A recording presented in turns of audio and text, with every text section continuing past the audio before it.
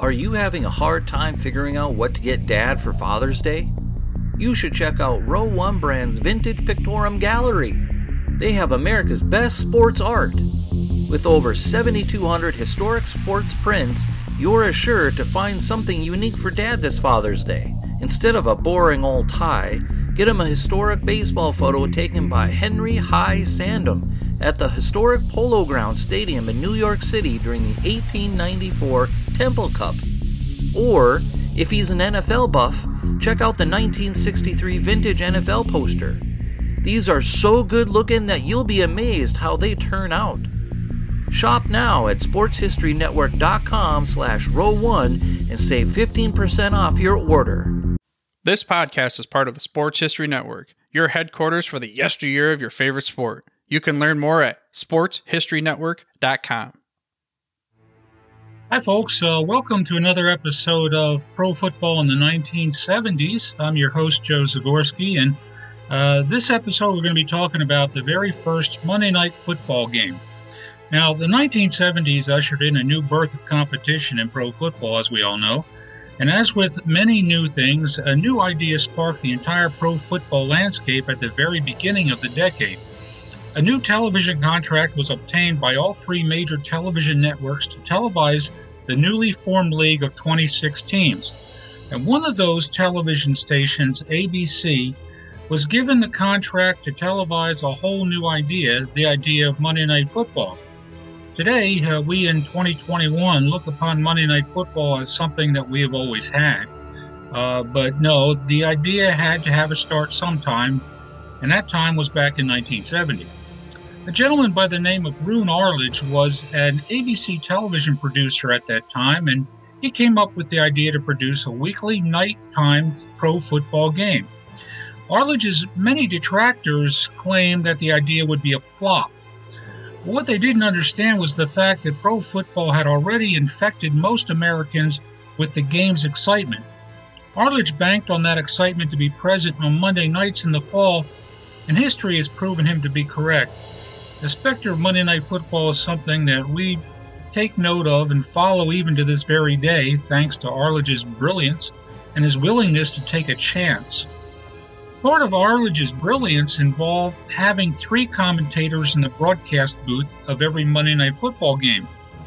The trio of Keith Jackson, Dandy Don Meredith, and Harold Cosell would be that trio for the very first Monday Night Football broadcast on September 19, 1970.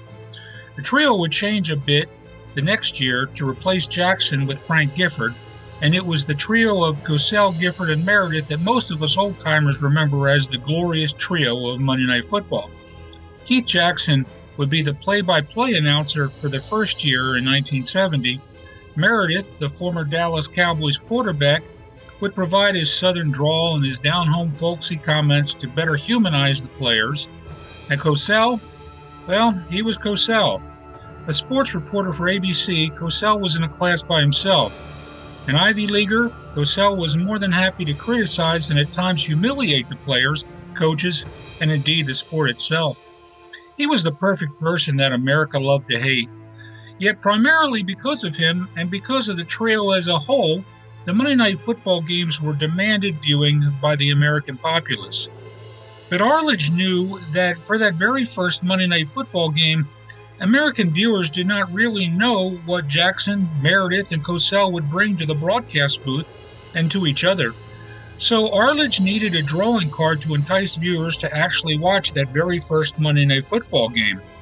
That drawing card would turn out to be none other than Joe Namath. Joe Namath? Yes. See, nobody in pro football commanded as much notoriety and fame at that time as did Namath. Partly because he played for the Jets in America's most important television market, New York City, and partly because of his own flamboyant persona.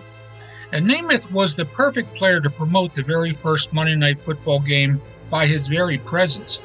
Arledge demanded the league office to schedule Namath and his Jets to play in that very first Monday Night Football game. It really didn't matter who the Jets would play, but the game had to feature Namath. The league finally relented, Arledge got his way, and Monday Night Football had its initial drawing card. So that very first Monday Night Football game featured the Cleveland Browns at home against the New York Jets. Cleveland managed to pull out a 31-21 win as spectacular plays like a 94-yard kickoff return by Cleveland's Homer Jones and a 33-yard scoring pass from Namath to Jets receiver George Sauer helped to ignite the scoring. Both offenses played well and racked up yardage. It was the type of game that the sport needed. Indeed, that Arledge and ABC needed. The next morning, millions of Americans knew that the world of pro football had changed forever when they asked their friends and coworkers, "Did you see that football game last night?" Monday Night Football was born. Thanks a lot for listening in again on Pro Football in the 1970s. Have a good evening, and we'll see you next time. This podcast is part of the Sports History Network, your headquarters for the yesteryear of your favorite sport. You can learn more at sportshistorynetwork.com. At the Sports History Network, we're all about sports yesteryear, and so we're so pleased to introduce you to Row One, an online memorabilia gallery and shop that brings your sports history to life anywhere. The Row One gallery includes over 5,200 gorgeously reproduced prints of team posters, game program covers, game tickets, advertisements, and more in baseball, pro and college football, pro and college basketball, and more. And any gallery item may be printed in a variety of sizes on wood, metal, canvas, acrylic, or poster paper. And in Row One shop, check out the thousands more of unique items with a retro and historical designs dating back to 1876, including t-shirts, long sleeve shirts, phone cases, mugs, blankets, pillows, towels, and even shower curtains. Go to sportshistorynetwork.com, ROW1, for access to the full Row One catalog and for gallery prints and gift items, plus get a 15% discount off all prints on the Row One Pictorium Gallery with coupon code SHN15. Follow the link on the show notes.